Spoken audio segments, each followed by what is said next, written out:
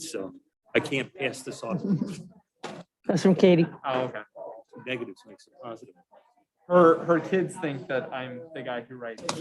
Oh, that's so cute. Why is that? I mean, Pulaski. Oh. Gotcha. Is Okay. your hotspot on? I don't know.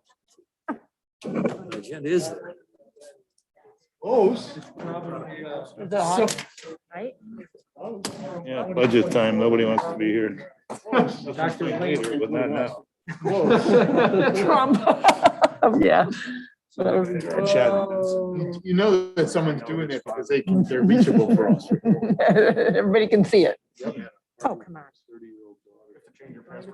Yeah, I got I did. He was up 36 hours. We went to the party. Uh-huh. Karen is here. Really? All he did is to try to help the domestic dispute. Oh, wait, I got connected. It's gotta be. Just got connected. So you know what it was? I think it. That's terrible. That's one of the most dangerous. All right, so this is the second one, right? Yes. Wait. What's going on? Everybody's there. Gas is now on the zone. So. Thank God I didn't have it done. You know? I don't know what I just Yeah. walked in on there, but I read Don't wanna know. I don't want to know. I read a statistic the other day. Are we It good, said Bruce? when the number We, of okay. shops increases. We've got, I was gonna say, we got time to spare, so. It's like, No, we don't. Oh, yeah, but we gotta have $1 million. All right, I got 7 p.m., so I'll call this meeting to order.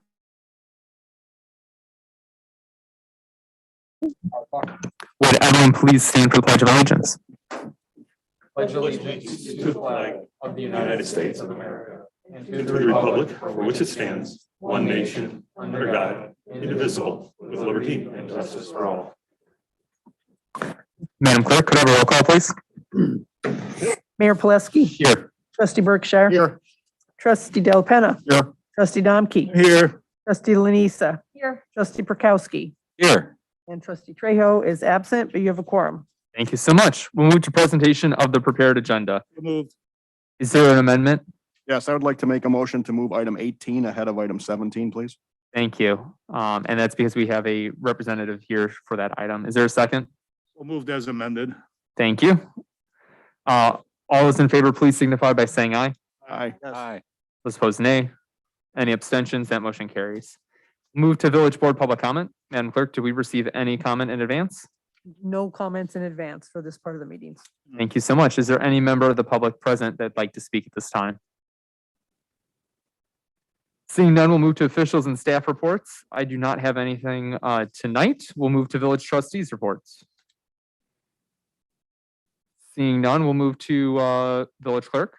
Yes, there is a little memorandum on the dais for trustees and mayor and admin staff regarding the Celebrate the Season and Winterfest, which is coming up December 4th. Hope you'll put it on your calendar and we hope to see you there. Santa usually expects to see the mayor and trustees to greet him when he arrives at the library. We'll be there with bells on. Village attorney. Oh. Here, I've got a couple items tonight. So on the agenda, items 8E, 13A, and 13B, the prevailing wage language is not the current language we should be using because of amendments to the state statute. It should read that the labor on this project is subject to the Prevailing Wage Act. Because all of those state projects are that way. We can no longer transfer responsibility of that to the contractor. The municipality now has an obligation and duty to put that into the agreement. So I've modified that paragraph on one page of this to be consistent with the current statute. We've done that before a couple of times on matters that have been brought before the board. So I'm going to tender that down to Patty, but that is the only copy of the revision I've got. Agenda item 13A, the resolution in the now therefore section, instead of authorizing you to purchase the HVAC system, Mayor, which is what it says right now. Your wife might not like that in particular. It should say to execute the contract for the purchase of the HVAC system. So I've modified that to reflect that. And then on new business 17, which would be probably correct when it comes before the board, paragraph 7, the word conveyance is spelled incorrectly. And I have nothing further to report tonight. Thank you so much. Village Administrator. All right, we'll move to unfinished business then. On tonight, we have our consent agenda approval. Items listed on the consent agenda are considered to be routine, procedural, informational, self-explanatory, or non-controversial in nature, and will be enacted in one motion. There will be no discussion of these items. Tonight, we have presentation and approval of the village board meeting minutes of October 25th, 2021. Presentation approval of the village board meeting minutes of November 1st, 2021. Adopt a resolution authorizing the village administrator to execute a employee lease agreement for an economic development consultant. Adopt a resolution authorizing the mayor to execute an agreement for construction observance services in the amount of $43,660. Adopt a resolution authorizing the mayor to execute a contract for the purchase and installation of 11 cellular radios in the amount of $50,000, and pass an ordinance amending Chapter 10, Article 12, impoundment of motor vehicles by repealing and replacing sections 10-22-101 through 10-22-104. Is there a motion to approve? So moved. Is there a second? I'll second. Could we have a roll call, please? Trustee Delapenna. Aye. Trustee Lanisa. Aye. Trustee Domke. Aye. Trustee Perkowski. Aye. Trustee Berkshire. Yes. And that motion carries. Trustee Berkshire, we have nothing under community development, nothing under administration, nothing under fire, nothing under police, but Trustee Domke, you always have something for us. Always so. have something, yes. Yeah, I'd like to make a motion to adopt a resolution affirming the purchase and authorizing the mayor to execute the contract between the Village of Roselle and Comfort Indoor Solutions for the purchase and installation of the HVAC system at the Public Works Building in the amount of $35,895.82. There's a second. Second. Any discussion? Seeing none, all those in favor, please signify by saying aye. Aye. Aye. All those opposed, nay. Any abstentions? Seeing none, the motion carries. Mr. Mayor, I have one more. I'd like to make a motion to adopt a resolution authorizing the mayor to execute a change order number 2 for the 2021 street improvement program between the Village of Roselle and Schroeder Asphalt Services Incorporated in the additional amount, for the additional amount of additional work, in the amount of $35,000. Is there a second? Second. Any discussion? All those in favor, please signify by saying aye. Aye. Yes. All those opposed, nay. Any abstentions? Seeing none, that motion carries. No more, Mayor. Thank you. Finance, Trustee Lanisa. Yes, I'd like to make a motion to approve the accounts payable list for November 8th, 2021 in the amount of $949,619.51. Is there a second? Second. Any discussion? Seeing none, all those in favor, please signify by saying aye. Aye. Those opposed, nay. Any abstentions? Seeing none, that motion carries. We'll move on to new business. We do have a second opportunity for the public to provide comment. Madam Clerk, did we have anyone submit comment? Yes, we did. This message is from Arcadis, and it states, on November 25th, 2021, the village board met and discussed the contribution amounts as presented in the Village of Roselle Agenda Item Number 17, dated October 25th, 2021. Arcadis US, Inc., on behalf of Chevron Environmental Management Company, for itself and as attorney in fact for Texaco Downstream Properties, Inc., collectively Chevron in parentheses, is respectfully providing a response to address comments that were made during the referenced village board meeting. Arcadis, on behalf of Chevron, facilitated engagement with the Village of Roselle as early as November 2019 to discuss plans to extend and connect water services to certain unincorporated properties located within the county of DuPage. This extension of the village's water service is part of the remedial path forward that was proposed in a corrective action plan dated August 28th, 2020, and was subsequently approved by Illinois EPA on December 29, 2020. As part of this approved corrective action plan, potable water wells for associated properties were to be removed from service to exclude or prevent the potable use of groundwater as it relates to those specific properties. Background.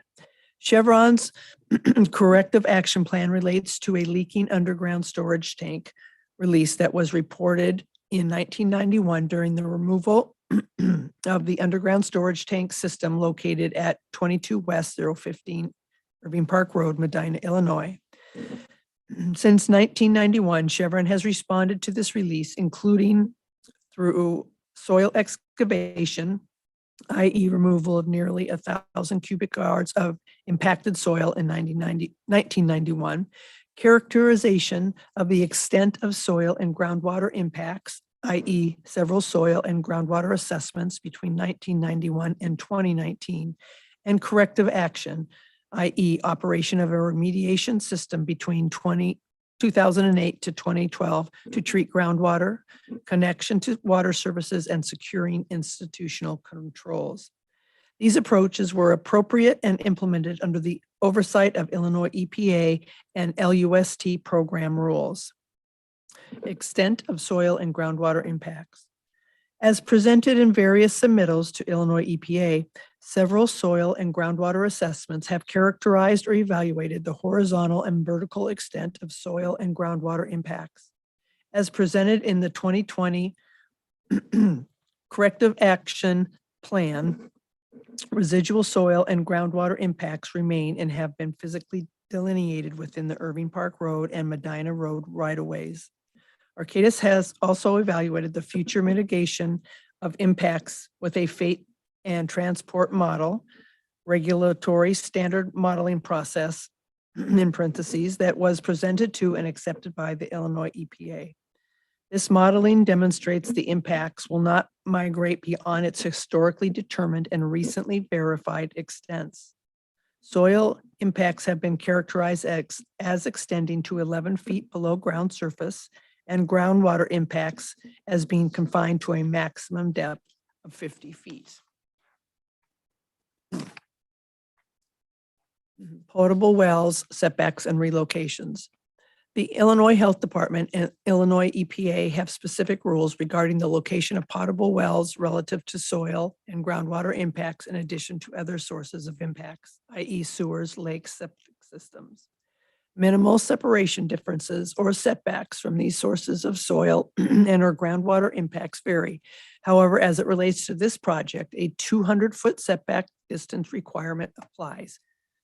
Potable wells must be located and or moved as necessary to a minimum of 200 feet from the edge of the previously collected and verified laboratory data and modeled impacts, in parentheses.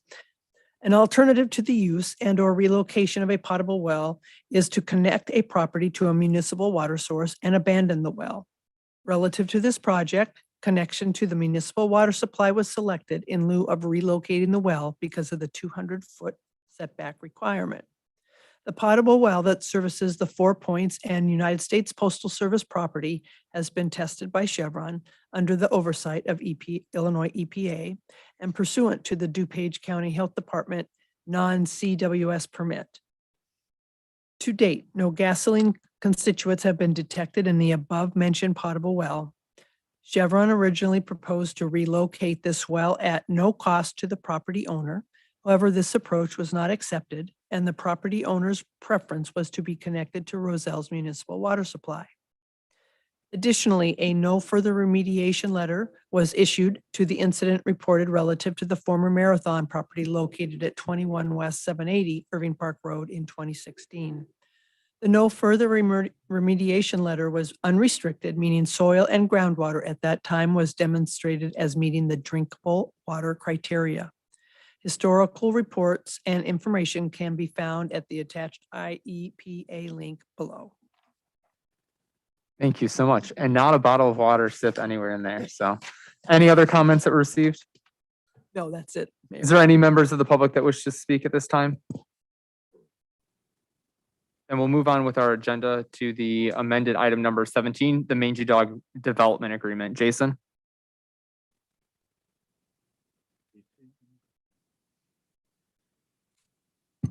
Thank you. Before the board tonight is discussion slash, I guess, consideration of the request from Mangy Dog, the property owner of 101 East Irving Park, for variances from the village code. In my memo, I've kind of outlined how we got here today. The village has had conversations with the owners over the last several years, most recently as part of the plan submittals earlier this year. Triggered the necessity to install fire sprinklers under our code. With that comes the requirement to upsize their service line. That has a sizable financial impact to the property owner. The owners expressed to us already time and cost overruns. And in kind of conversations with them and some of the asks that the owner did have as far as identifying an additional revenue stream that could help cover the cost of some of those overruns. He's requesting a variance from the timing of installing fire sprinklers, which staff has recommended, based on really the fire chief and fire marshal, to be no more than 24 months. Kind of then outlined further in my memo is kind of that path to compliance, which would include a need for the board to award a liquor license Class T to the owner in less than 1 year. Right now, our code requires that they be operational for at least 1 year. And that would be really the dedicated revenue stream to fund these improvements. So it's the 24-month variance for sprinklers versus being operational at time of opening. And then there's some trigger points laid out in here, really, that this project be funded incrementally as sufficient revenue comes in from the video gaming. The owner does have video gaming in another community, so I think he has a pretty good idea of what he can anticipate revenue-wise coming in. And based on that, that money, as proposed here, would be escrowed with the village. And then we would kind of be in control of informing him when certain elements of the work need to commence.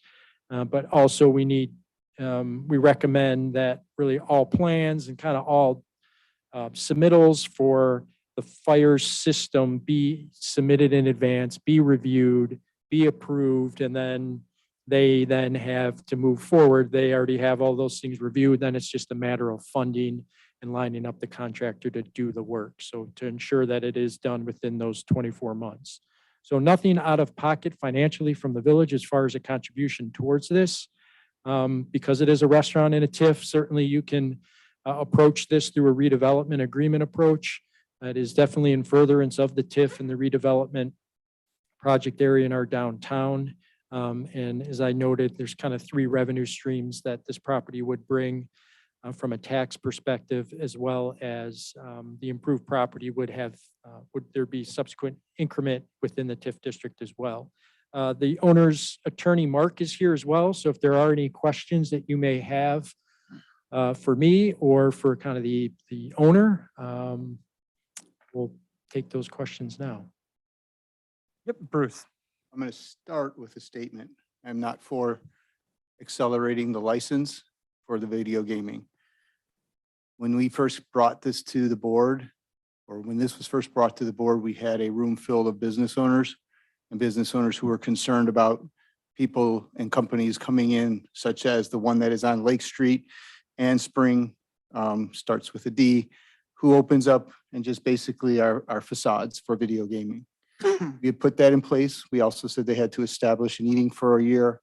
And if you recall, that particular location opened up, was ready to start video gaming, and didn't serve a lick of food. We actually had to enforce this through our ordinance to ensure that they followed through. So that's the main reason why I'm against it. Second reason that I look at this is when I look at every month's treasurer report, the biggest contributor is the Shell station with roughly around $5,000. Every bar and restaurant around this thing is roughly $2,000. So if I take $2,000, divide at maximum I'm going to get roughly $10,000 a year in escrow for a $100,000 project. And if I'm mismaking them on my numbers, So what we make is the smallest share possible. Looking at his Hanover Park, he's making about $20,000 a month in income. so then that was based on my numbers. So so my bad. I wasn't sure where that was, but regardless, we have TIF money, we have other things in there. And so I'm not about to go down this path and open this for this business clearly because they misread and misunderstood the sprinkler system. Because remember, this project started out with just a small renovation, and as it continued to increase, it then was called upon by the fire department to say, hey, this is bigger than just that. Let's knock down a couple of walls, let's clean up a little few things. So all of those factors, especially considering our businesses, I'm not for it. I will be more than happy to talk about going on Main Street and going back and opening that, but not changing a year because they miscalculated. So otherwise, I'm for everything else on this. Wayne? Yeah, the trouble with following Bruce is I can't say it any more eloquently than he did. I would be against it also being on the board, being this long and what we've gone through with other businesses. The reason we put that 1 year buffer in there is to make sure that everybody's legit. And and that wasn't their primary business. The other thing would be, I would go with that TIF idea. If to not waive the ordinance about the sprinkler, to put it in using maybe TIF money to help support that and then be paid back with our investment in that regard. But I'm in agreement with Bruce. I wouldn't deviate from our ordinance. Any other comments on the board? Counselor Cheryl? If I may, just for clarity, I'm okay with the waiting to 24 months as long as the chiefs are okay with that and the fire marshal is okay with that. So I'll be fine with, hey, we'll wait 24 months before sprinklers go in. It's the other that I have a pretty strong opinion on. And we have no liability if we allow them to go in without sprinklers. Yeah, I don't believe there's any liability for the village under that circumstance. Cheryl, Tom? Laurel? Any different opinions on that? No, I don't. No legal liability. My biggest issue was the sprinklers. I thought that the sprinkler, pushing the sprinklers off, is that putting jeopardy on other businesses, other people around them?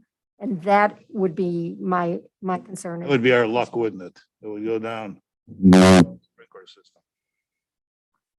Tom P? For the gaming licenses, do we still have to then approve each of them individually as they come if we were to waive that year requirement? So I think that's a part of the next conversation we'll have later tonight. So I'd say like specifically related to this, at some point, regardless of the decision here, the board would have to vote as currently to increase the number of licenses we have available in this class. Oh, okay, sorry. You're fine.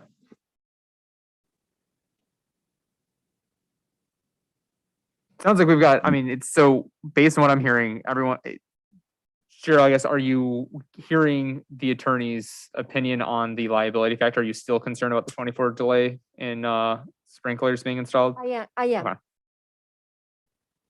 But the rest of the group present is not as concerned about that, correct?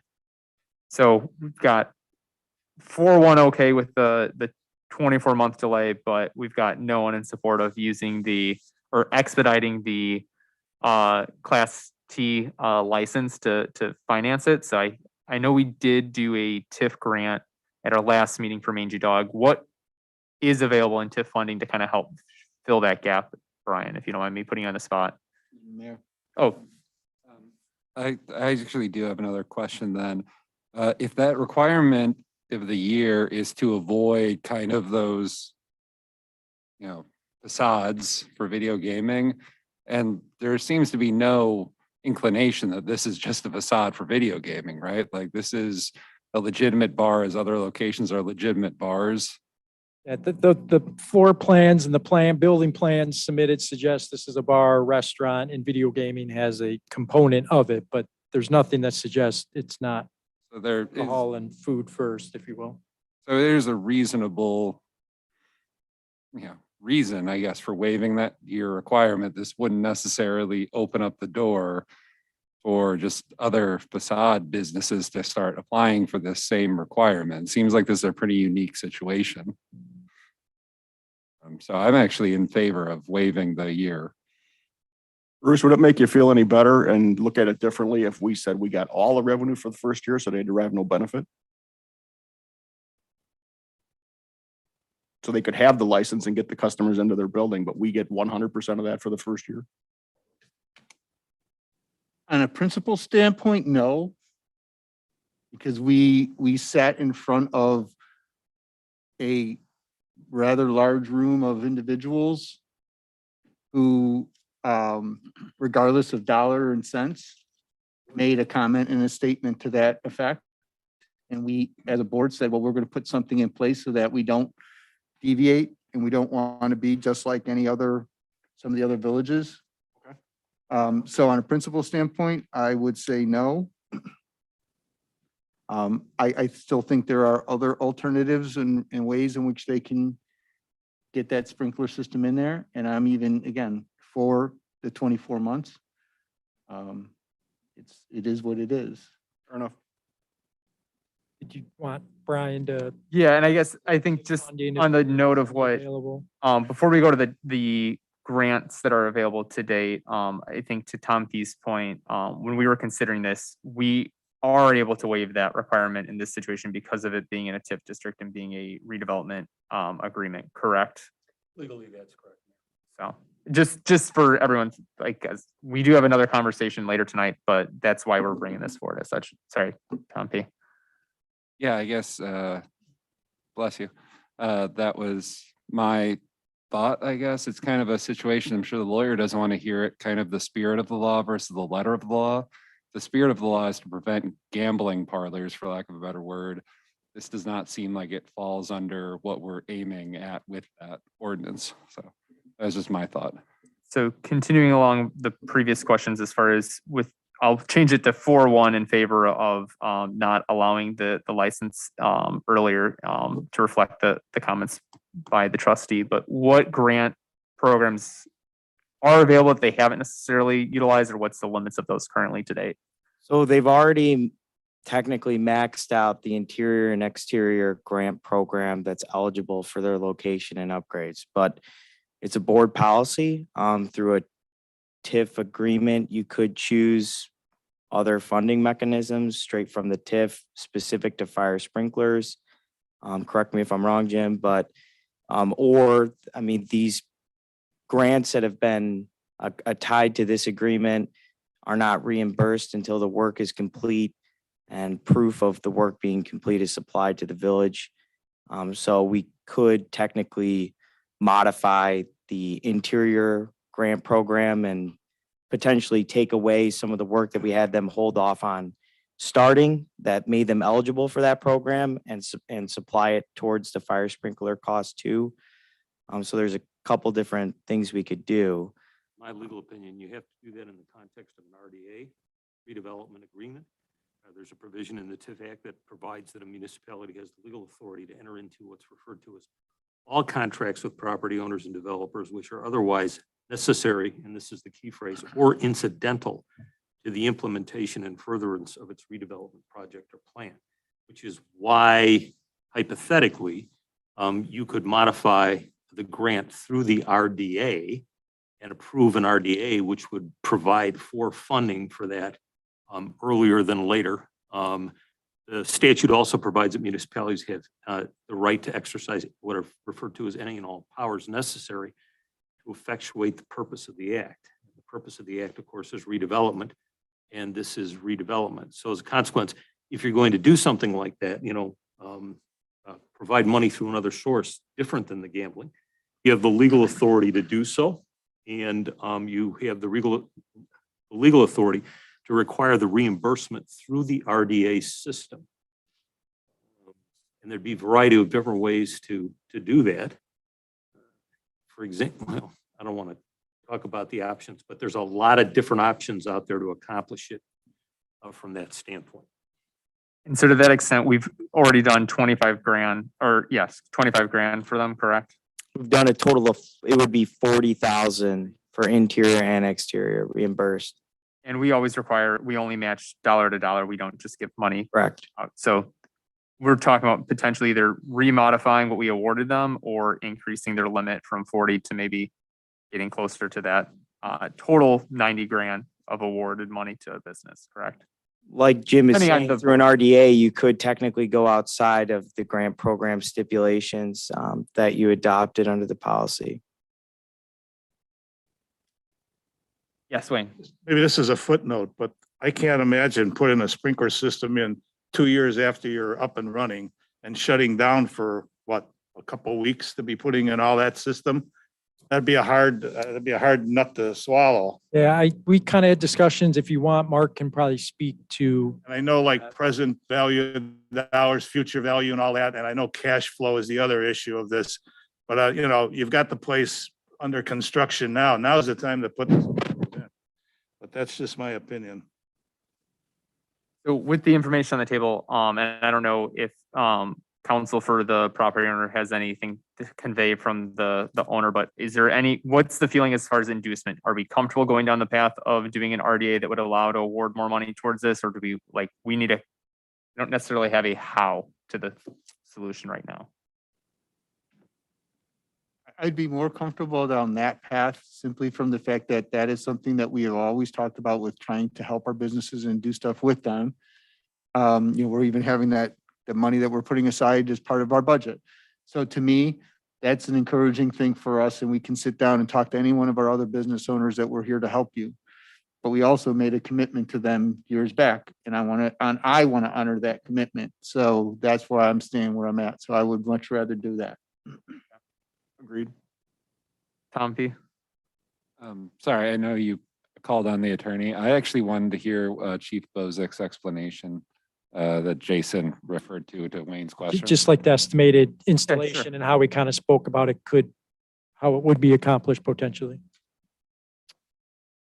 Yeah, there's a couple of things that play into it. Is the first thing, the way they are constructing the interior of their building, they're using a drop ceiling or a false ceiling similar to what we have in the facility here. And so that obviously keeps them from having to go through ceiling and drywall to accomplish that. So it makes it a little bit easier. There are things that we have done is we have agreed to go with CPVC piping for the sprinkler versus iron piping. So it's obviously much easier to manipulate up in those spaces and to install.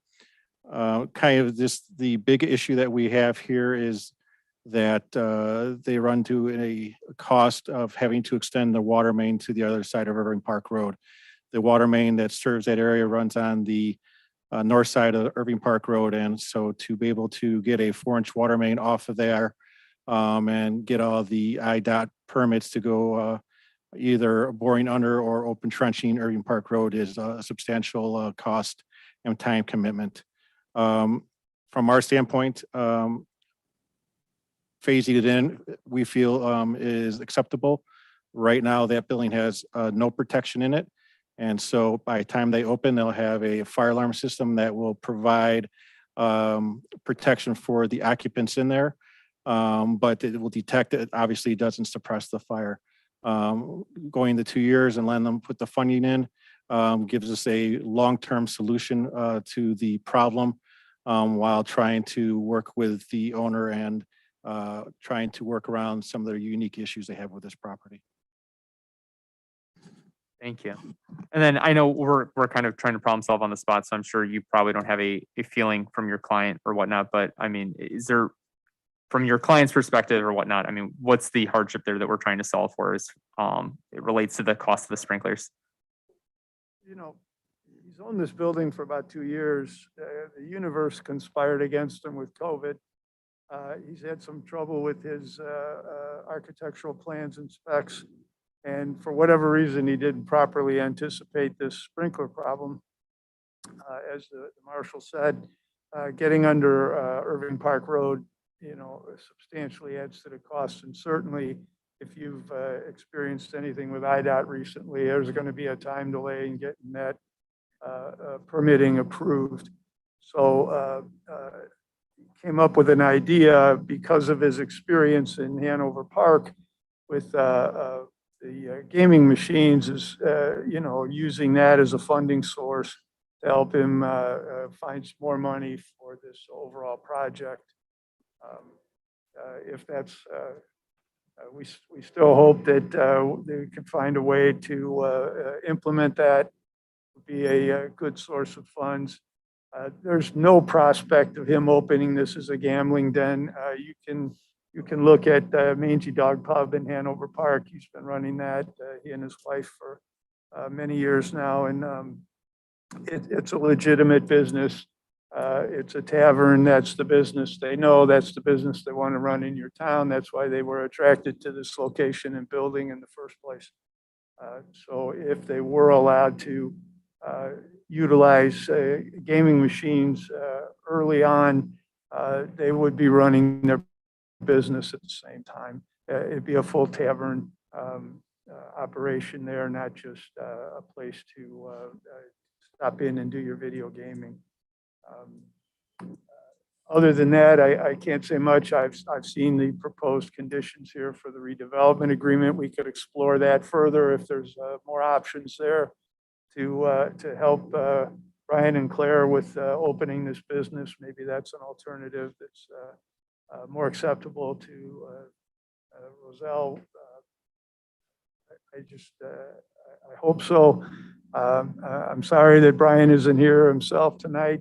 He's deployed overseas. The Navy found a problem they just couldn't solve without him. In fact, it's already tomorrow, I think, where he is, and he's hoping that yesterday he found a solution to this situation. So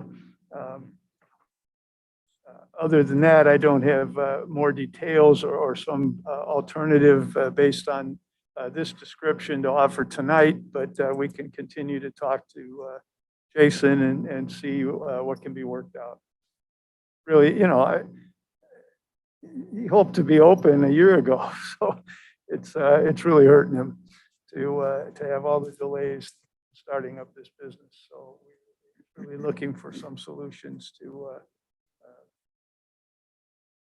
add some funding to his bank account so that he can plow ahead and get this thing open and running. Absolutely. And we want him open as soon as possible. I'd like to ask Attorney Knippen a question because I appreciate I think we all want to do right by the business owner and try to get them the funding necessary to kick this off. My only concern is if we increase what we're giving them, what's to say we don't have another business that we've awarded TIF grants to come back and ask for more money as well. And knowing that the funds are still early in establishing themselves there, I'm curious if there's any other options or ways we could structure this where we still hold firm on our 1-year commitment on holding a Class T liquor license, but could still induce the fire suppression system from getting installed like we want as soon as possible and working out some terms of financing that. There would be. I'll give you one example, and there are others as you look at this, but probably the easiest potential way to do it in my mind would be to not to give a grant, because I'm not saying give the money for free. What I'm saying is you provide a loan of TIF funds. It's available under the TIF statute. You provide the loan, but with any loan, whether you go to a bank or whatever, there's a start date for repayment of the loan. So if the start date for the repayment of the loan, say, is 1 year post the loan, when he would be eligible to get a Class T license if you decide to get it, then the funds would start rolling in for the reimbursement at that point in time. The village would hopefully be made 100% repaid on the loan if it's $20,000 a year over approximately a 5-year period.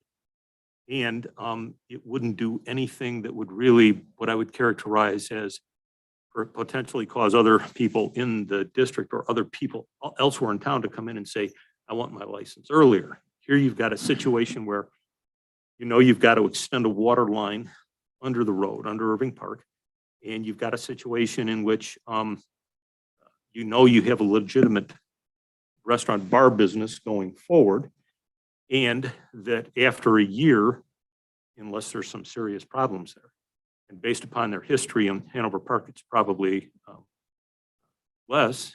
And I haven't talked to Tom or Jason about this at this point, because I see him kind of going back and forth at this point. So they may have some objections to this. It should be perfectly fine with me if they did.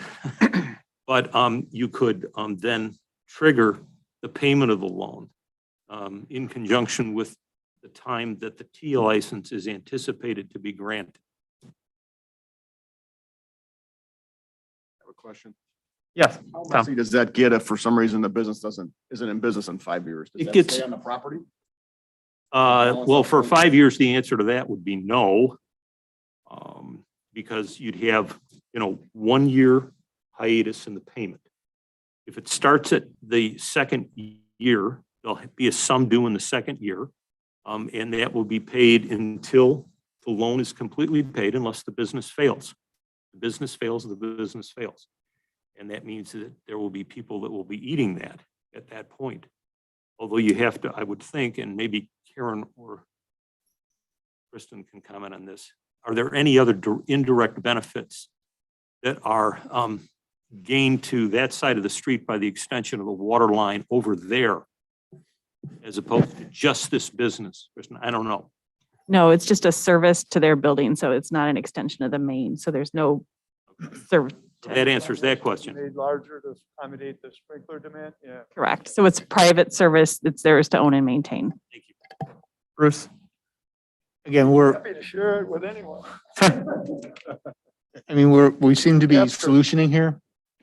So following Jim's lead and following what Chief has said, we hold the 24-month.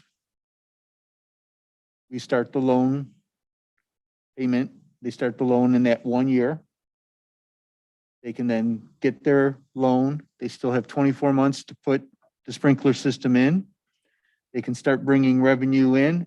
We will have seen them going for a year. We will also see how they're going, for that first year that they go to take the loan. So I'm just simply saying, we defer everything, including loaning the money for 1 year.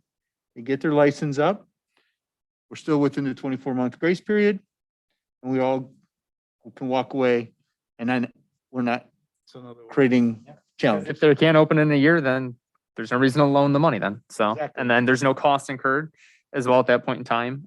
Besides maybe a few permit applications and stuff of that nature, but, Yeah, that does. And just because I hip shot that, or got the conversation started with that hip shot, I wonder whether or not either Tom or Jason has any concerns about that proposal. Because I didn't want to undercut staff when I said that. Well, since we're really at a point of what do we want to do, move forward, right? We're not voting here, then let's now, I would like to make a recommendation to give direction to staff to go back and look at that with some of these options that we've laid out and then present that back to us. And we can then all see where we're at. Unless you have an answer that, right? No, I don't have an answer. I just want to confirm like 24 months from date of opening yeah, I think is a firm installation. So you I got just 4 want out to of 1 confirm people in that. favor of that. The 24-month requirement does not change. There is no desire to early issue or allow a Class T license to be applied, but I think we're looking at both this idea of either providing a special grant for this or doing this idea of we're loaning them with full repayment expected to the village, with that payment being delayed based on video gambling revenue coming in. So kind of it's a different flavor of what we were saying before, but instead of us waiting to accumulate the funds, we're almost putting it up front for the property owner, in which case we will be paid back over time using the same revenue stream. So it's almost reversing what was originally proposed, which I think probably still works out for. I can't answer that without speaking to my client, but I get the idea. I understand it.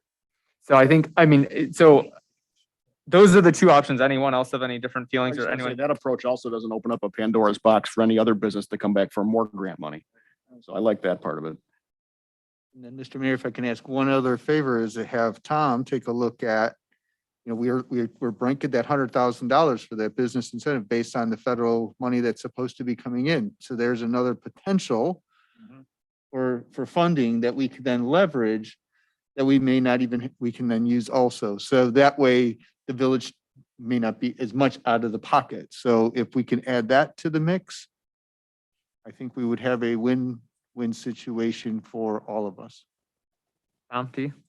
I'm just curious though, how that then addresses that the property owner is potentially losing quite a bit of money off the plan that was laid out here with the 50% going to escrow. They would have been receiving the 50%. From what I'm hearing, it sounds like this project is running into some problems right now. So I'm just curious from the property owner's perspective, and I guess, I don't know if you can answer this. How essential do you feel this would be to their bottom line? Would this be something that would really help a business kind of surviving in the pandemic? Is this something also in a, I really don't know the pro forma that my client has put together for his bank, and I don't know with the village.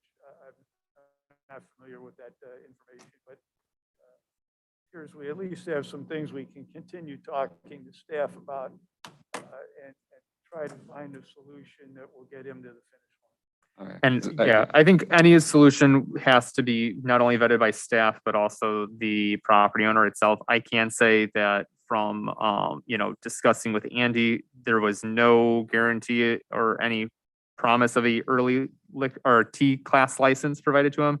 And when I came in, there was no ask from them at that time, and there was no suggestion of that from me either. This only came about as we were trying to find a way to creatively figure out a way to meet our needs of wanting a sprinkler system and trying to offset some of the cost burden without making the village assume some of that cost. So, yes. okay, because I guess it's just, in my philosophical opinion, this is part of us trying to be flexible as we're hopefully coming out of a pandemic, and that while it might open up Pandora's box, I don't believe it would hurt to kind of be more willing to review things on a case by case basis, kind of acknowledging that a gray area exists. So, If you approve this, we'll have some whereas paragraphs in the RDA that'll tighten it down to the point where it will be relatively easy to say other businesses, you don't qualify for this because this is a unique circumstance. If you find that it's a unique circumstance, and that's a policy decision of the board to make. And then we get in our own gray area. Can be done. Then we get in our own gray area. Is this a viable business or isn't it? Or do we just enforce the ordinance? Circumstances in the history here that I think you could distinguish, and I agree with Mr. Knippen. Set up that the unique circumstances here justify some different. Yeah, I don't doubt Mangy Dog is a reputable business. That's not the issue, but I don't want to be in a position to judge that. I just want to enforce the ordinance. It's hard as a government official to try to tailor make it to each individual organization.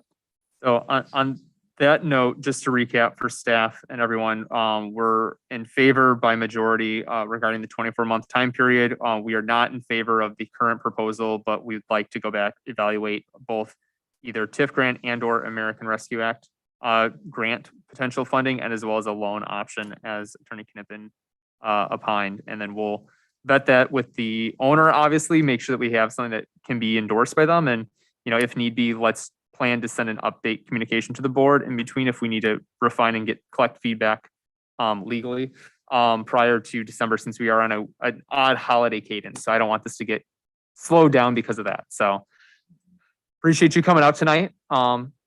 This is new business. It gets a little messy, but I think we had a good dialogue and conversation overall. So staff, do you need any other further clarification? Nope. All right. Nope. Thank you. Thank you so much for your time today, sir. We'll move to item 18, the 6 North 736 and 6 North 744 Medina Road pre-annexations. Jason and Karen Bricks.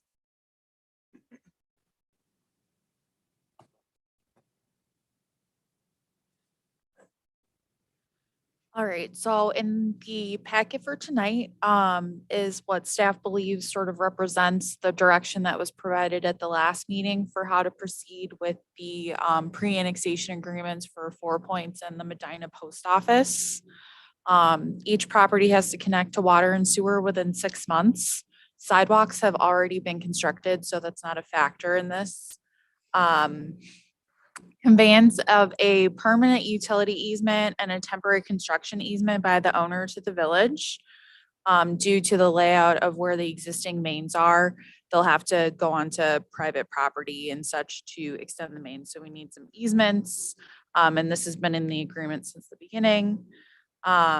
We added language that requires the owner to pay for an additional study of water and sewer capacity in case of any future development, redevelopment, rezoning, building permits, additions. And then paying any additional financial contributions that may be required by such study.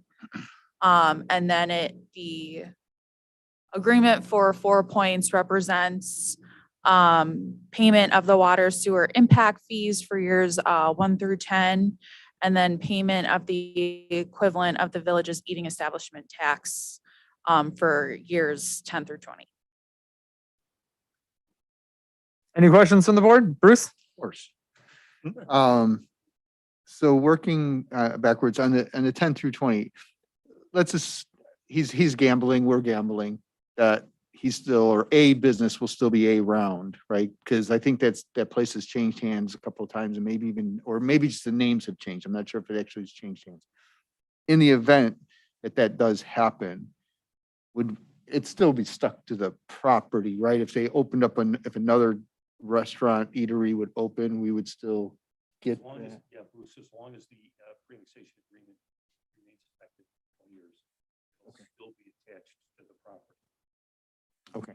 And then I'm trying to understand how this Arcadis thing falls in to the point of, it almost sounded as if they weren't on board with and found alternatives like digging another well, but the property owner doesn't want to go down that path? So Is that how the way I would just interpret it is they were paying attention to our board meeting. They did not appreciate some of the comments about contamination and the extent of it. And they wanted to set the record correct that the contamination is not expected to spread, is not a threat to the surrounding neighborhood, and that they've elected by whatever agreement that this was the solution to it rather than redrilling due to site.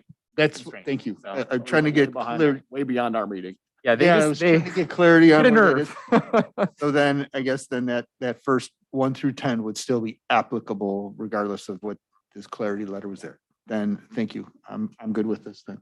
Any other comments or questions from the board? Golan been working on this one for Literally 3 years. since I've been employed by the village. All right, well then so everyone, I'm gonna do a quick check. So Cheryl, Tom, Wayne, you guys are all good to move forward as presented. Tom P. Oh, Also, just according to the assessor's website, the building was purchased in 2006. So it hasn't necessarily been changing hands all that often, it looks like. Yeah, I think it's just, like Bruce had mentioned, it's had a bunch of different Names. names. all right, then you have direction. Anything else you need? Thank you so much. So then we'll go to number 19. So I want to break this up in 2 different sections. So the first one, given that we had the mangy dog conversation that we were going to be having, I've also been approached by a number of individuals about our wait time period. So I just wanted, knowing that we had 3 fresh faces, bring it back to the group and just make sure and reaffirm the board's position on it. So I don't want to rehash this everywhere, but I do want to make sure that we're comfortable and we agree with our policy as a whole going forward. You know, I'm personally, I don't think we want to repeal it altogether, but it was more so depending on what we decided to make sure that we were more consistent and maybe allowing it to be up to 1 year as opposed to just a flat. But given how that conversation went, I have a feeling how this is going to go. So Bruce, I'm just going to ask you. I would keep it as is. All right, that's fine. Wayne? It served us well so far. All right, Tom, D. Background, I agree with them. All right, Cheryl? Tom P. You can be. Yeah. I would agree with your comment just now, up to 1 year.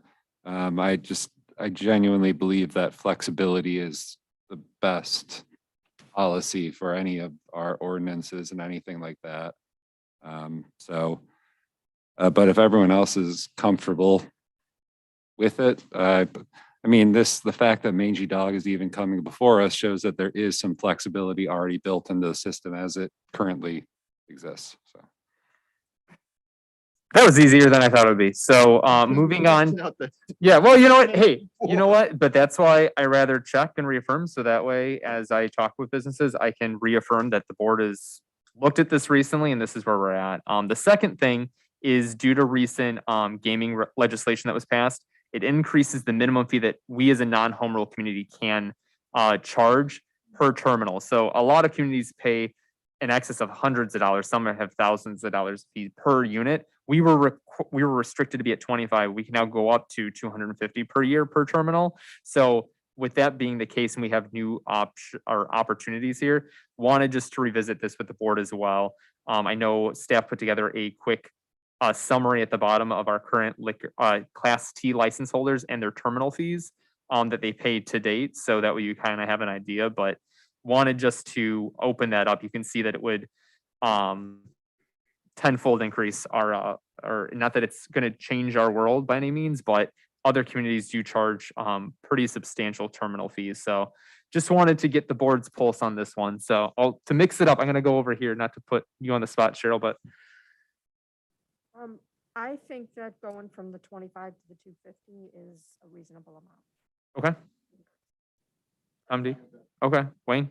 Yeah, I'd just like to know what the communities around us are doing. Is it the same? Is it, what's Bloomingdale doing? What's Schaumburg? Bloomingdale doesn't have video gaming. Schaumburg's home rule, I could look, but many home rule are $500 to $1,000. So they have unlimited, if you will, terminal charge as a non-home rule. We're the only ones capped. I can look into other non-home rule municipalities, and this law is anticipated to be signed. It's certainly not a done deal, but we're in budget. We're kind of talking about these topics. So we can do a more extensive survey if you want another report back on what other communities are doing, but The limited knowledge, I'd go with the 250. Okay. Tom P. Yes, 250. Okay. All right. So I think we'll go ahead and plan then on for our final budget scorecard. Well, let's update it to reflect that we're increasing the terminal fees, assuming legislation gets passed. If not, it will be business as usual. So appreciate the feedback from the board on that. So Mayor, then is somebody going to change the ordinance when that happens? yes, we would have to amend the ordinance, and I think we'll probably, and I'm looking to staff, depending on our cadence of when things are applied, we might have some delay in implementation potentially, because licenses are all due in April. Yeah. The April 30th, they expire. So I think the way the code is written could probably be modified a bit to make it clearer what we're talking about from a video gaming terminal charge. It's right now, it's kind of baked into the license area, liquor license. We may kind of look at how we have fees in our code anyways, but given its effective date may not be until April, we have some time to implement the code. thank you. And for your clarification, we are holding the line on the 1-year requirement. We'll move on to our last new business item, some proposed budget item considerations. So I know this one will be Jason and Chief Bozick regarding well, I guess we'll start with Jason first and we'll go into the ambulance. Is correct? Yeah, thank you. So just want to kind of have a little summary here, or a mini agenda, if you will, for wanting to start with just reviewing the scorecard. If Tom can do that, just to make sure that it reflects kind of what we've done up until today. And then I would turn over to Mark, and then we can kind of wrap up just with with final direction from the board. Is the next meeting right now will be adoption of the budget. So we just want to leave here with full clarity around what should be in there. Tom? So there are two changes to the scorecard from the last meeting. One is the increasing the village attorney line item in the administration department by $52,810 to bring it up to $100,000. And then the other item is the fire protection district contribution that increases because we added the 19,000 in fire equipment in the general fund. So I recalculated that, and it's an increase of 3,060. So those are the only two changes to date, but we'll have more coming up. If there's no questions on that, do you want to turn it over to Mark and Any last call questions? No? Then let's turn over to Mark.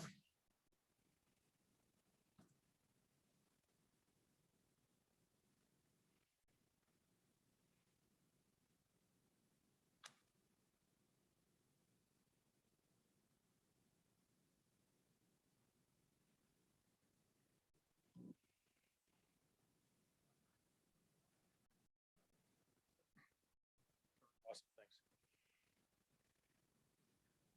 So tonight, just a couple of things. First thing we'll start is with our ambulance billing. As you take a look here, and I'm guessing everybody got to look at the PowerPoint real quick, but I'm not going to bore you with it.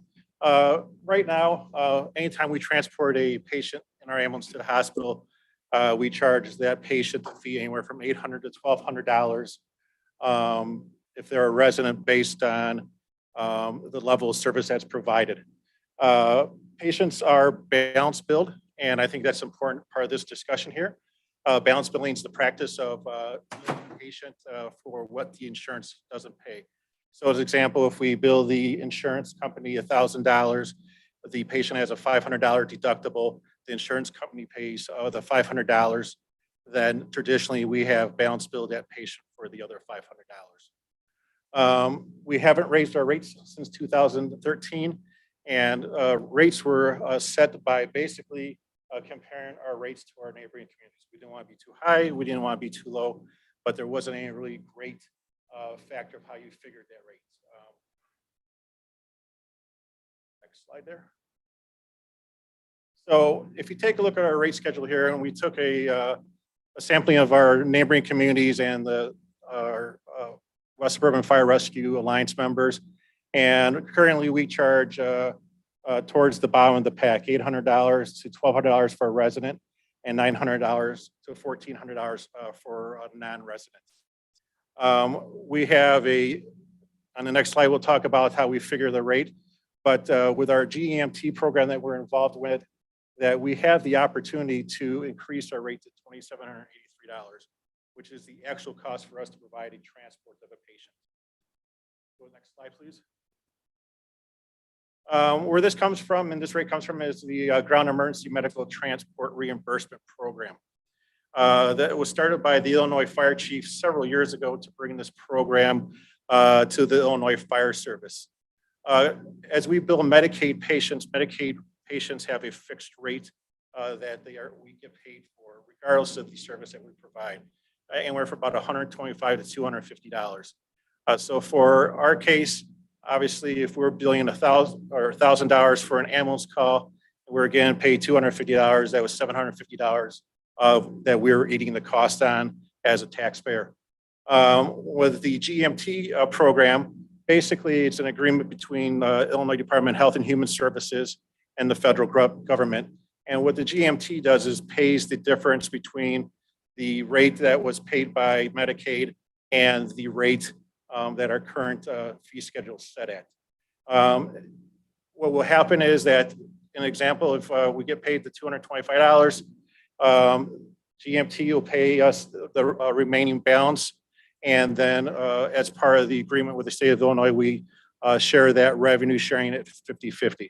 So basically what we see here is, in this case, that $775 gets split. So we're going to increase that revenue by another $350 some. The issue comes with is that when we do this, we have to do a cost of our services and what it actually costs to provide us. So they provide us a worksheet to calculate that service. I'll go to the next slide. So basically, the way that GMT works, we go ahead and we participate in the survey. That cost factor takes into contact several things, being the amount of our budget per year, how many ambulance transports we do, the percentage of transports and the EMS we provide versus the amount of fire we provide. Right now, about 80% of our services that we provide within the fire department is ambulance-based or EMS related. They take that, compile all those numbers together, and that gives us our GEMT rate. This year it was it comes out to $2,783. We've been with the program since the beginning. So our very first year in the GMT program, we were at $1,837. And then for fiscal 2021 here, we're at $2,171. Unfortunately, since we have not adopted any of those rates, the maximum GMT will reimburse us is the amount that our rate is set at this time. The federal government gets really particular if we charge them a rate that's higher than what we're charging our residents. So our proposal is to increase to the GMT rate. I think it's important from the standpoint is that's what the actual service costs to provide. And we have a calculated rate and a methodology to be able to do that, that's never been available before. And that methodology is applied universally across the state. So our neighbors are using that same methodology as that we're using. So it puts everybody on that level playing field. For us, our case, the other benefit of that is if we go ahead and go to that GMT rate, that also increases our payment from our private insurance. To put it in perspective, for this fiscal year already, Medicaid transports make up 35.5% of our total transports. Private insurance makes up 32.9%, and Medicare pays 26.1% of our makeup right now. If we raise our rate to the maximum rate, we'll see an increase of roughly 169,000 in Medicaid payments. And that is after our profit and our cost sharing with the state. And then we'll see an increase in $389,000 in private insurance. Obviously, it's a huge increase. Our proposal would be is to offset that impact to the residents, that we don't balance bill our residents for the remaining of the bills. So basically, we take the assignment from the insurance. Once insurance pays their bill, that takes care of that whole bill. For us, last year, we received a grand total of $15,000 in balance billing or private payment from residents, which equates to about a 9.5 collection rate. So we're not seeing much money coming back out of the private billing or are doing our balance billing. If we take away our balance billing, obviously those residents aren't going to see that impact. They're not going to have to pay out of pocket. And actually for some residents where they have a substantial copay on their insurance, they're actually going to see potential financial savings. So in a case where we may have a resident may have a $1,000 deductible or a $1,500 deductible, and ours are paid first, they'll apply that to the deductible, and so that will take care of their deductible and won't have to pay anything. So it's going to be an advantage to them. In our fiscal 22 budget, we had figured a $300,000 increase based on increasing our insurance rates.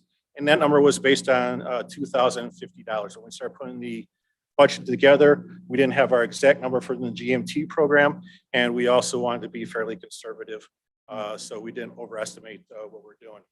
All of our numbers are based on our 2020 run volume and calls. We ran our first 6 months of 2021, and those numbers are right on the money. So as we take a look at the screen here, is that we see a potential for $543,000 additional income from the ambulance billing if we bill at the 2783 rate. Obviously, as the board, that's your decision to where you want to put that rate. But obviously, anything below that 2783, that those monies from Medicare, I say we're leaving money sitting on the table. So, any questions?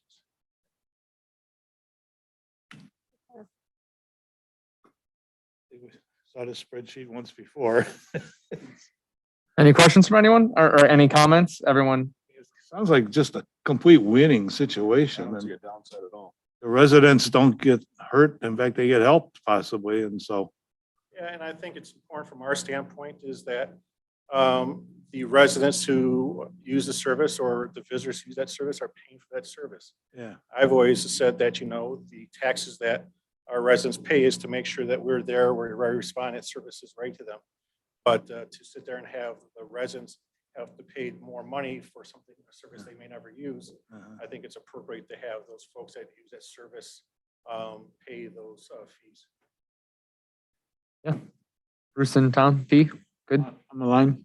All right. Yeah, I mean, I think this is, I am a huge advocate of any time we can have rates fixed to a actual formula, so that way it doesn't become a decision that we're constantly needing to go and reapprove. So I think that's one thing that it sounds like we're good for this year, and maybe we want to just set a board policy going forward potentially to follow this calculation model going forward, so that we were not reapproving rates necessarily outside of our normal cadence. That's how the ordinance would probably be written, is that the methodology will determine your rate. So you kind of will approve the ordinance once and may not have to come back and do this like you've had to historically with other adjustments. Yep. Did that with water bills 6 years ago now at this point, and you know, it's the same story here. So I think this is great. Smooths it out. So you got your direction on that one. Let's move to the fire department staffing update.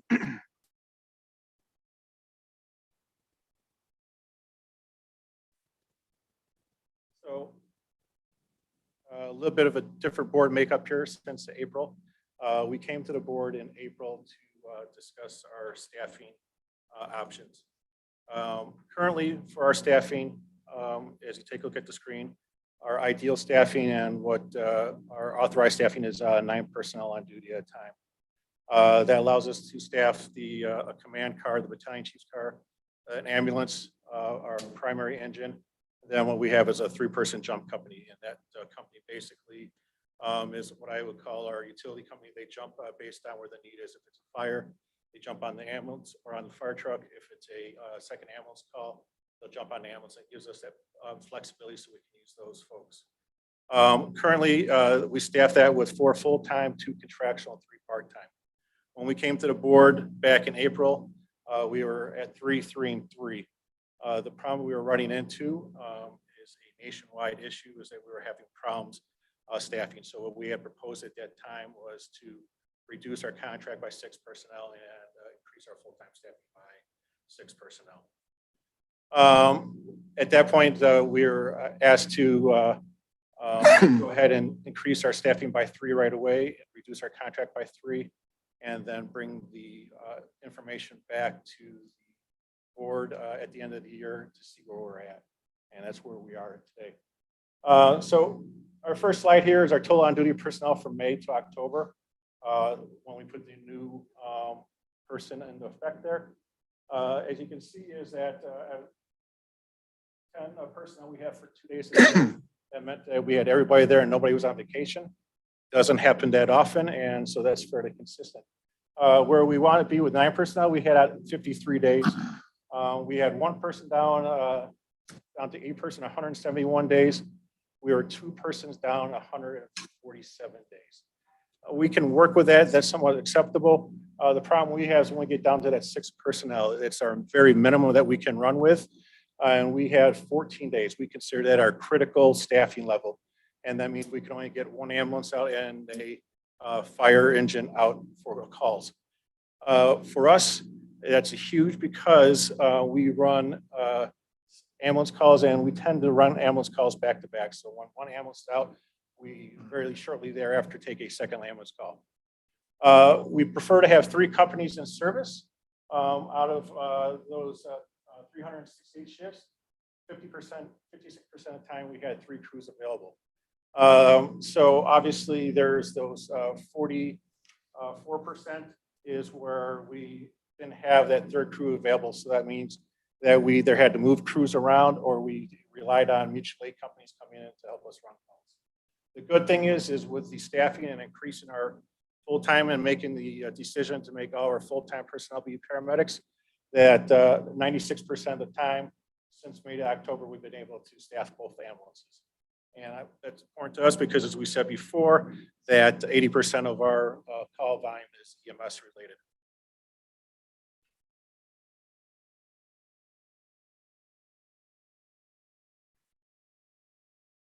So where do we stand?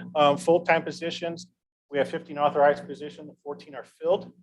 The 15th one is being processed. We go to the Board of Fire and Police Commission tomorrow to get the approval to move ahead and give those gentlemen the conditional offers of employment.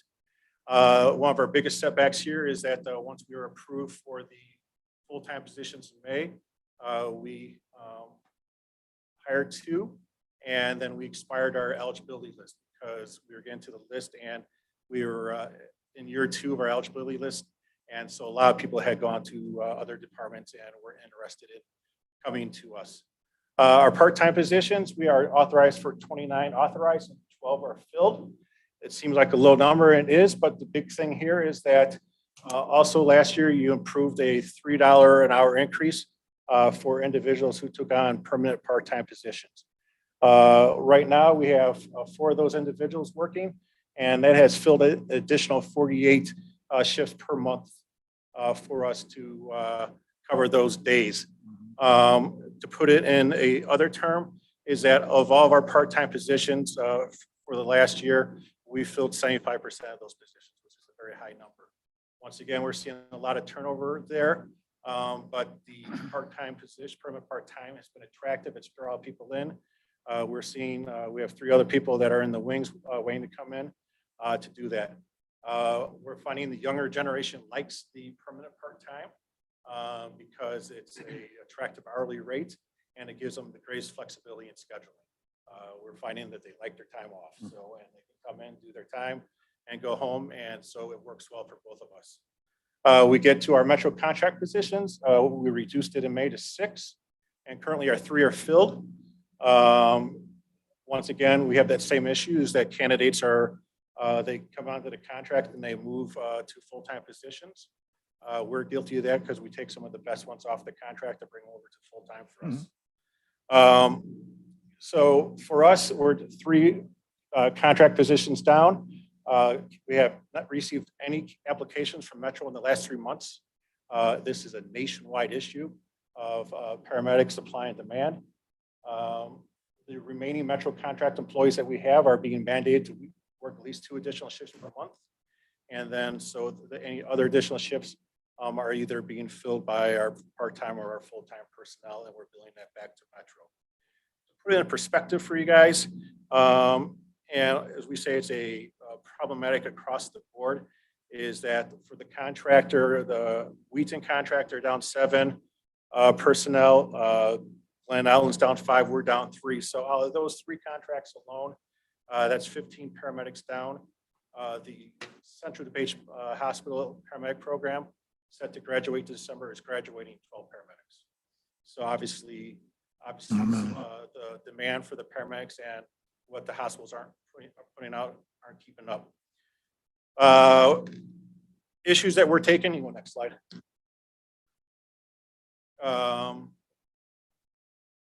That we reduced the contract position from 9 to 6 to help that need and to bring the stability to our department.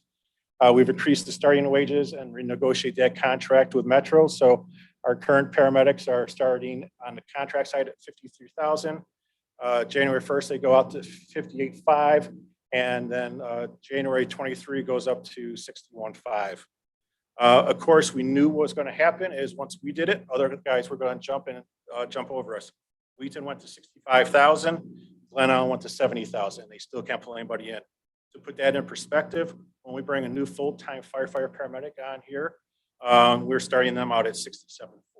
So even throwing additional money at it, the situation doesn't bring the people in. In addition, we've reduced our requirements to allow single role. We've waived our experience level. We had so many paramedics that had to have 2 years experience or more. We've waived that. We've done some aggressive marketing, and Metro's been aggressive in trying to recruit, doing sign-on bonuses, training, education, incentives. Right now, they're offering paramedics that come on board a $5,000 signing on bonus just to go ahead and come into the position.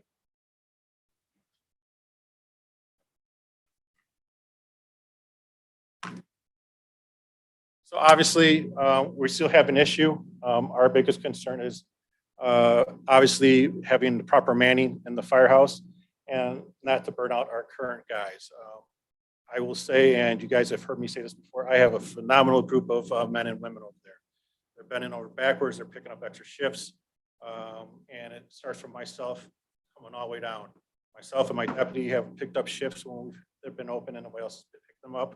Our battalion chiefs have jumped on vehicles to run calls to make sure we can get the vehicles out the door. So our guys have been phenomenal. But it's just not a sustainable model. So for us, the big thing here is obviously it's a financial issue that we have to figure out for a contractual paramedic. Right now, it's costing us $88,000. If it's a full-time firefighter paramedic that we hire, it costs us $130,000. That number was way farther apart before, but obviously as the medics on the private side are in high demand, that gap keeps closing for us.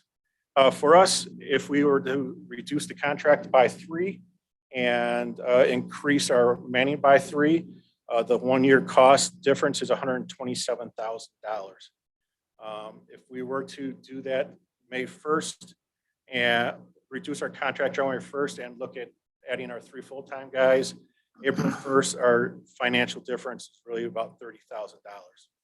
From an operations standpoint, to us, it's a necessity, but I also understand that there's the financial considerations, and that's where I refer back to Tom and Jason going, hey, as much as I like to think we're the most important department in the village, we also understand that there's significant other financial issues to be considered as major projects come up, and obviously long-term concerns when it comes to pension and stuff like that.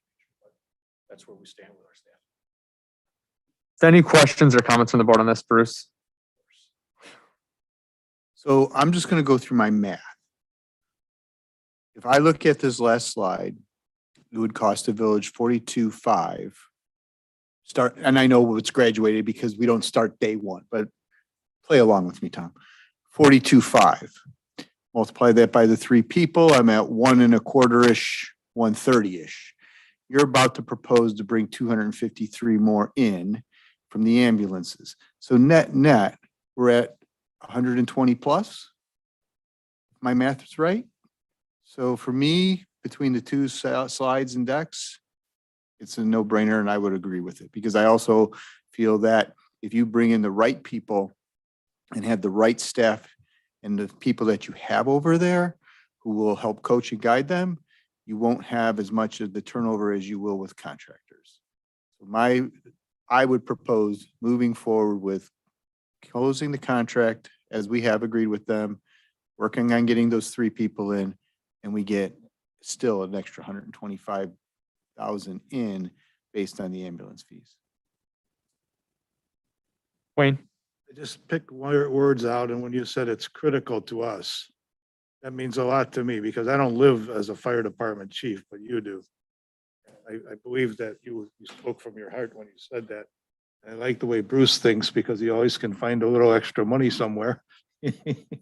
But I would be in favor of doing your proposal. Well, I found nothing. They found it. I just did the math in my head just to make sure that I was right. Well, we yeah, could but- go So But you kind of guided us in the right direction. I would be in favor of this based on your expert advice. Cheryl? Totally in favor. Tom D? Or sorry, Tom P. I'm looking at you and saying the other one.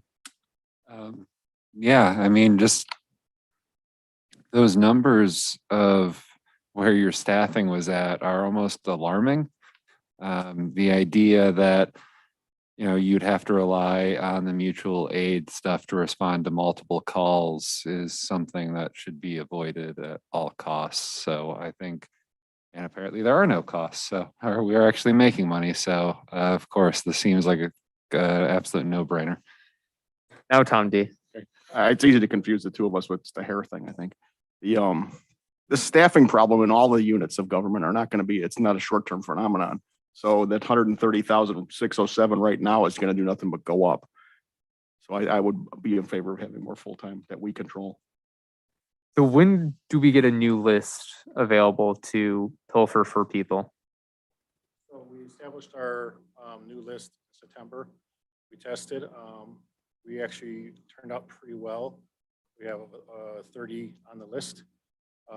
We took the first 4 off of there to fill the position. And then it looks like is if we proceed with this, at least 2 people on that list would be from our current part-time or metro ranks that would be coming over. So as I said before, is that we've test driven them where we know what we're getting and good investment for us. And that we use the same list for both part-time and full-time, correct?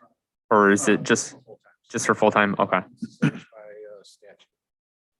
Got it. And then just another clarifying question on the personnel days that you provided. Refresh my memory. We actually, because I know there's lead time from when we hire someone to when they actually serve. Yeah, so, and kind of where I was throwing our last number out there of our probably fiscal impact to 2022 is about 30,000. Is that if we start our process of processing and hiring the 3 new full-time folks January 1st, by the time we get them through all their processes, they probably will not actually hit the street until April 1st. Right. So from the first group of 3 that we hired, I'm just trying to understand, like, was the personnel days that like 10, 9, 8, 7, 6, was that 70% with us having those full-time on board, or is it like 30%? I would say about 50%, because Okay. on those days that we were short, we were able to hire back on overtime. So we filled those positions based on, especially when we had shortages on the metro side or the part-time side. Gotcha. I mean, Very dynamic. yeah, I mean, the board's in favor of it. I don't have any disagreement of that. I guess my only concern is, have we realized the full benefits? And I think there's a lot of other factors right now in the water, so it's hard to isolate and really be able to show that. I think in an ideal world, we'd be able to see the revenue impact of the ambulance billing in place before we hired, but that's not the world that we live in right now. So I think you've got consensus from the board to move forward. So.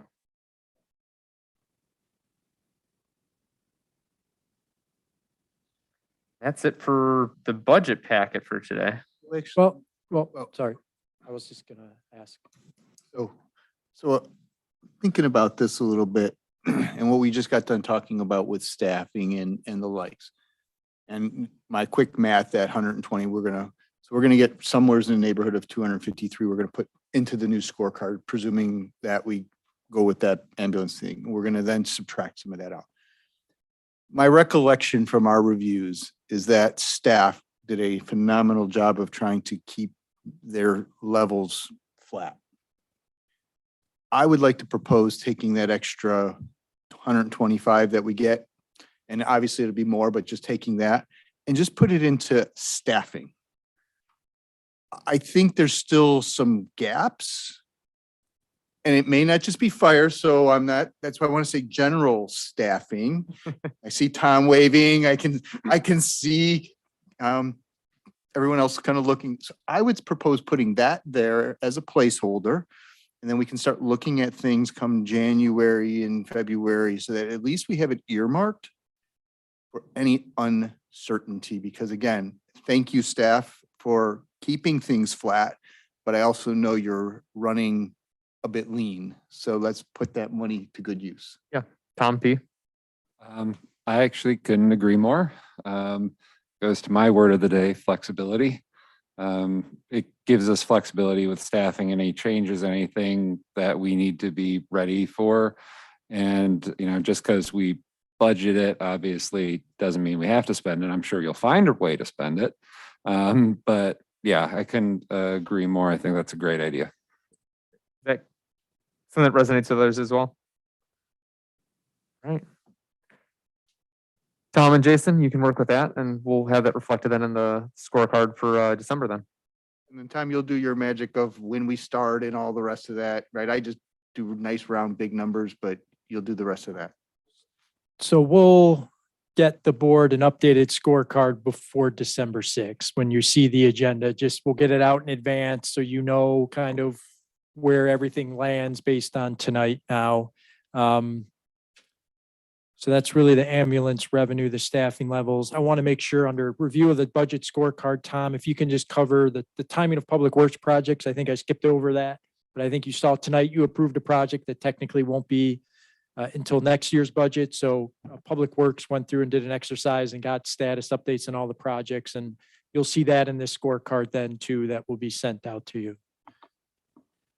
And I think these, I'm not sure, I think some of them run in the water sewer operating fund, but also in the water sewer capital fund. So you'll see updates to both. But the total, about $269,000 in changes. So these are things that we ordered this year. They showed up in your estimated column for 2021. So we expected to spend them.